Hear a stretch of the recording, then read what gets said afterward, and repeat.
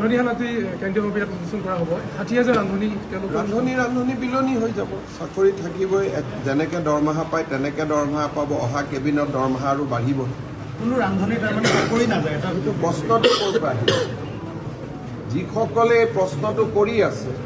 সেই কেইগৰাকী চাকৰিটো চেছ কৰি দিব লাগিব বেলেগক ভয় খুওৱাৰ অপৰাধত কাৰণ মুখ্যমন্ত্ৰী হিচাপে মই সকলো মিটিঙতে কৈ আহিছোঁ যে আগতে ৰান্ধিছিলে এতিয়া বিলাব কাৰো চাকৰি নাযায় চাকৰি দৰমহাটো বাঢ়িব তথাপিতো কেইগৰাকী মানে কৈ থাকে যে চাকৰি যাব তাৰমানে তেওঁলোকৰ উদ্দেশ্যটো কি তাৰমানে তেওঁলোকৰ উদ্দেশ্যটো আন্দোলন কৰিব লাগে স্কুলত যাব নালাগে এইটোৱে হ'ব গতিকে টিভিত আমি সেই মহিলা কেইগৰাকীয়ে হওক বা ৰান্ধনি কেইগৰাকী হওক